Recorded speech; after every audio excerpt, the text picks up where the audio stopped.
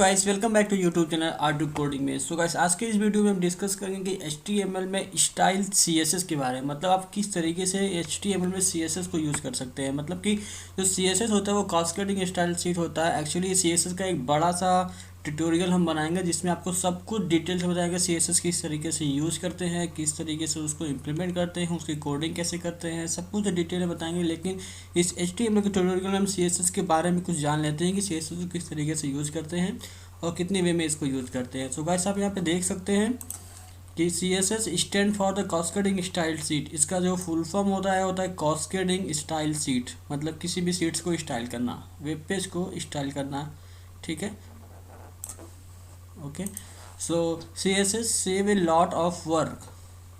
It can control the layout of multiple web pages all at once. Okay, so CSS होता है वो lot of work को save करता है और it control the layout of multiple web pages all at once. मतलब ये एक बार में बहुत सारे मल्टीपल पेजेस को, वेब पेजेस को, लेआउट को उसको कंट्रोल करता है। मतलब क्या होता है कि जब कोई वेबसाइट बनाते हैं तो बहुत सारे जो वेब पेज होते हैं उनको ये CSS कंट्रोल करता है। किस तरीके से आपका जो वेबसाइट का लेआउट होना चाहिए CSS के ऊपर डिपेंड रहता है, ठीक है। So cascading styles is use for the format the layout of web pages. इसको यूज़ करते हैं वेब पेज के लेआउट को बनाने के लिए, ठीक है। और यहाँ पे देखिए CSS can be added to HTML document in 3 way. मतलब क्या है कि CSS को 3 तरीक़ों से यूज किया जाता है। यहाँ पे ये 3 तरीका आप यहाँ पे देख सकते हैं, ठीक है। पहला क्या होता है, इनलाइन। इनलाइन क्या होता है, by using the style attribute inside the HTML element. मतलब कि स्टाइल जो एट्रीब्यूट होता है उसके अंदर जो भी प्रॉपर्टी हम देखते हैं, जैसे कि फॉन्ट साइज हो गया, बैकग्राउंड कलर हो गया, कलर हो गया, ठीक है, टेक्स्ट साइज हो गया, जितनी भी हम प्रॉपर्टीज वैल्यू लिखते हैं वो CSS ही होता है। मैंने आपको प्रीवियस में बताया था। तो उसको एक एलिमेंट के अंदर ही यूज़ करना, जिस तरीके से स्टाइल एट्रीब्यूट को यूज़ करते हैं HTML एलिमेंट पे, बस वही चीज़ है यहाँ पे भी। उसी को यहाँ पे बताया गया कि वो इनलाइन CSS होता है, ठीक है। जैसे कि यहाँ पे अगर सपोज डेट यहाँ पे H1 टैग है, ठीक है। तो जब यहाँ पे आप स्टाइल एट्रीब्यूट का यूज़ करते थे, स्टाइल इक्वल टू जो प्रॉपर्टी होता था यहाँ पे, उसके बाद आप वैल्यू यहाँ पे डालते थे ना, तो वही चीज़ जो होता है वो इनलाइन होता है। नेक्स्ट आता है आपका इंटरनल CSS। इंटरनल CSS क्या होता है, by using a style tag element in the head section, ठीक है। हेड सेक्शन क्या होता है आपको हम नेक्स्ट वीडियो में बताएंगे हेड को किस तरीके से। एक्चुअली ये स्ट्रक्चर मैंने जब आपको बताया था तो हेड के सेक्शन के बारे में मैंने बताया था। जब मैं विजुअल स्टूडियो कोड में आया था तो आपको दिखाया था कि ये HTML होता है, उसके बाद आपके हेड टैग होता है, हेड के बाद उसका बॉडी आता है। सब कुछ चीज़ें जो होती हैं वो सब हेड टैग के अंदर, जैसे लिंक्स हो गया और जितने भी फेव आइकन्स होते हैं, सभी चीज़ों को हम हेड टैग के अंदर इम्प्लीमेंट करते हैं, ठीक है। तो स्टाइल टैग को आपको यूज़ करना है हेड टैग के अंदर, तभी आप इंटरनल CSS लिख पाएंगे, ठीक है। हालांकि ये हेड टैग के बाहर करेंगे तो समटाइम क्या होता है, ये वर्क करता है, लेकिन यह सही तरीका नहीं होता है। इसको यूज करने का सही तरीका होता है हेड टैग के अंदर ही इंटरनल CSS लिखना, स्टाइल टैग के अंदर, ठीक है। तो नेक्स्ट आता है आपका एक्सटर्नल CSS। एक्सटर्नल CSS क्या होता है, by using the link tag element to link the external CSS file. मतलब क्या होता है कि इसमें क्या होता है, हेड टैग के अंदर हम लिंक टैग का यूज़ करते हैं, ठीक है। लिंक टैग का यूज़ करते हैं, मतलब यहाँ पे लिंक होता है। मतलब क्या होता है कि फाइल हम बनाते हैं, एक CSS की फाइल, जैसे कि मैं मान लेता हूँ index.css, उसका एक्सटेंशन जो होता है .css होना चाहिए।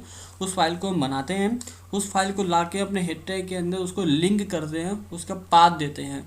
तो जो फाइल होती है हमारे HTML में आके अटैच हो जाती है, जिससे वो CSS जो भी हम लिखेंगे वो .css वाली फाइल में हम सारे CSS लिखेंगे और वो अप्लाई हो जाता है हमारे HTML डॉक्यूमेंट में।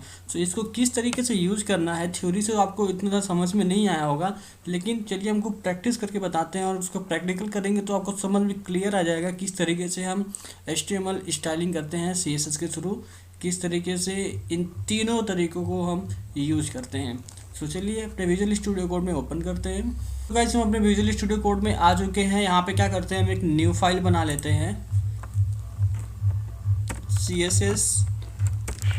css.html। ओके, मैं ये HTML की फ़ाइल बना रहा हूँ, ठीक है। तो इसके बाद मैं एंटर करता हूँ इसके बाद ये फाइल क्रिएट हो गया। इसके बाद हम क्या करते हैं, शिफ्ट के साथ 1 के बाद देन इंटर करना है आपको, ठीक है। तो आप यहाँ पे देख सकते हैं कि जो हेड टैग है, ये हेड टैग बता रहा था, इसके अंदर मेटा टैग लिखते हैं, टाइटल्स लिखते हैं, जस्ट इसके बाद ही हम उस फाइल को यहाँ पे अटैच करते हैं यहाँ पे, ठीक है। तो हम क्या करते हैं, यहाँ पे एक फ़ाइल बना लेते हैं। मैं फोल्डर नहीं बना रहा हूँ डायरेक्ट उसके अंदर रखना, मैं यहाँ पे एक फ़ाइल ही बना ले रहा हूँ। जैसे कि मैं लिख देता हूँ index.css, ओके, ये हो गया। अगर विजुअली स्टूडियो कोड में करेंगे तो गैस ये इसका मार्क इस तरीके का लोगो आएगा, इस तरीके का आपका पेंट की तरह आ जाएगा। हालांकि एक्सटेंशन बहुत टाइप्स पे, अगर न्यू वर्जन पे जाएंगे एक्सटेंशन में तो कई टाइप्स में आते हैं, लेकिन मैं ये यूज कर रहा हूँ इस वजह से ऐसा आ रहा है। तो यहाँ पे मैं क्या करता हूँ, इसको लिंक अभी नहीं करता हूँ, ठीक है। मैंने एक फ़ाइल बस बना ली है। तो आपको पहले सबसे पहले मैं बताता हूँ कि इनलाइन को कैसे यूज़ करना है। इनलाइन को कैसे यूज़ करना है, मैं यहाँ पे क्या करता हूँ, एक पैराग्राफ लेता हूँ, ठीक है, एक हेडिंग लिखता हूँ, इसको मैं लिख देता हूँ इनलाइन CSS, ठीक है। उसके बाद मैं एक पैराग्राफ लेता हूँ, ओके।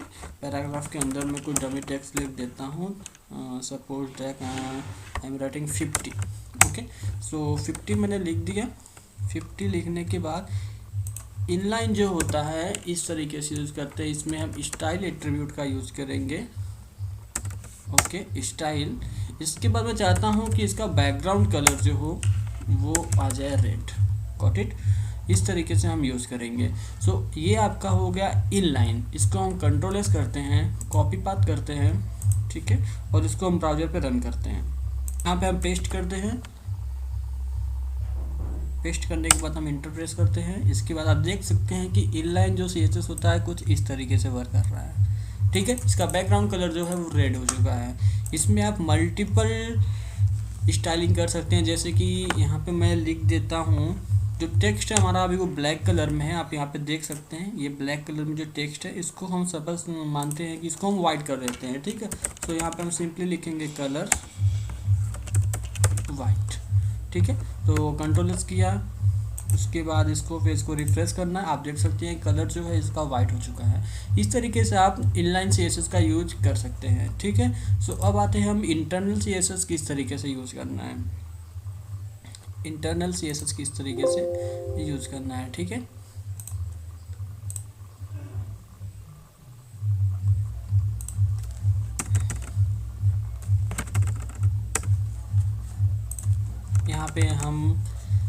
यहाँ पे H1 हेडिंग बनाते हैं, यहाँ पे लिख सकते हैं INTERN internal CSS, okay, internal CSS। मैं यहाँ पे भी एक पैराग्राफ ले लूँगा, LOREM 50 का, ठीक है।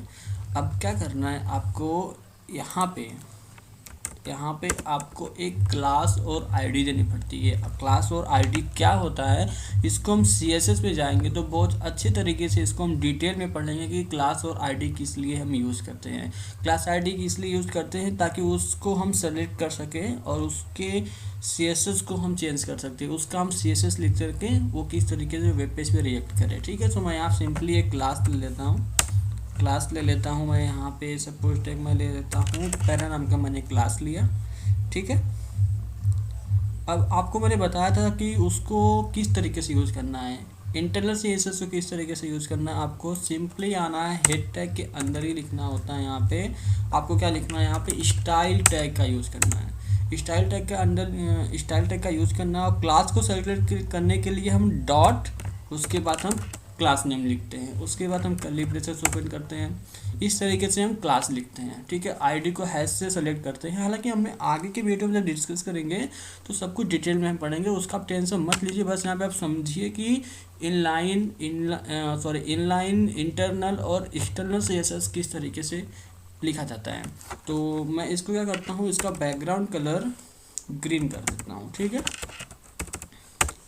सॉरी GREEN ग्रीन कर देता हूँ। और इसका कलर जो करता हूँ, इसका कलर मैं कर देता हूँ ब्लू कलर का, ठीक है।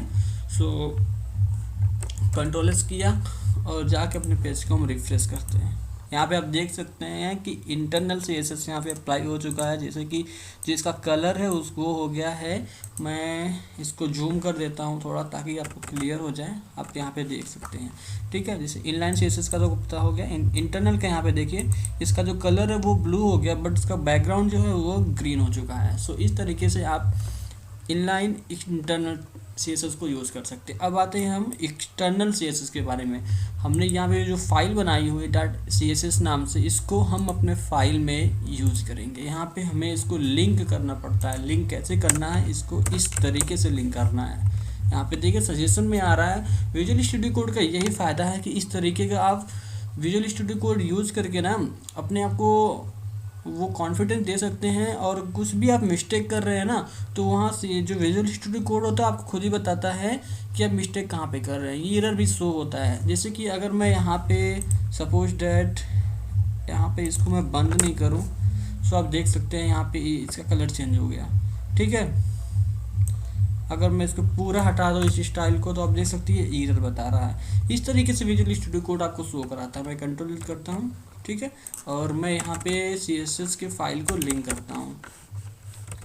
ये लिंक हो गया। स्टाइल शीट होता है, आर्टिकल स्टाइल शीट होता है, और एच रेफरेंस में आपको क्या देना है, उस फाइल का नाम।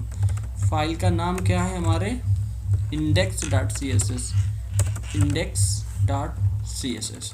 ठीक है, अब मैं इसके लिए भी एक पैराग्राफ बना लेता हूँ। यहाँ पे पैराग्राफ बनाते हैं हम, लिखते हैं H1 टैग के अंदर लिख लेता हूँ मैं एक्सटर्नल CSS। ठीक है, इसके बाद मैं पैराग्राफ लेता हूँ P टैग, उसके बाद मैं लोरम 50 ही डाल देता हूँ। डमी टैग्स ही डालना है हमको, तो 50 मैंने डाल दिया। और यहाँ पे मैं एक क्लास ले लेता हूँ। ठीक है, यहाँ पे मैं एक क्लास ले लेता हूँ। क्लास को मैं लिख देता हूँ para1। ओके, मैंने एक क्लास का नाम जो दे दिया वो para1 ले लिया है। ठीक है, इसको मैं कॉपी कर लिया हूँ। इसको कंट्रोल कर लेते हैं। पहले फाइल को index.css में आते हैं और यहाँ पे हम para1 को पेस्ट करते हैं, और यहाँ पे हम इसको कर्ली ब्रेसेस को ओपन किए। उसके बाद हम बैकग्राउंड कलर इसका हम देना चाहते हैं, suppose that background colour I want to give the aqua. Okay, background colour मैं एक्वा दे रहा हूँ, और इसका कलर जो दे रहा हूँ, इसका कलर मैं जो दे रहा हूँ, नीचे कोई भी कलर, ये नहीं, coral crimson. Okay, crimson colour I am using here. Okay, so ये क्रिम्सन कलर मैंने दिया ये एक्सटर्नल CSS में। आप यहाँ देख सकते हैं फाइल दूसरी है, बट हमने इसको लिंक किया अपने HTML फाइल में। अब इसका जो आउटपुट है वो आप देखिए। इसको पेज को हम रिफ्रेश करते हैं। Yes, you can see here the external CSS, it is working properly because we have given the exact path of the file, and we have written the good code for this external CSS. Okay, so I think you guys are understood what all the way to use the CSS। तो इस तरीके से हम CSS को use कर सकते हैं। यहाँ पे एक S ज़्यादा है, इसको मैं रिमूव कर देता हूँ। ठीक है, इसको वहाँ पर मैंने रिमूव किया, कंट्रोल एस कर लिया, और यहाँ पे मैं इसको यूज कर लिया। ठीक है, सो वीडियो आपको पसंद आए तो हमारे चैनल को लाइक करें, सब्सक्राइब करें, साथ ही बेल आइकन को प्रेस कर लीजिएगा। तो मिलते हैं अगले वीडियो में। धन्यवाद।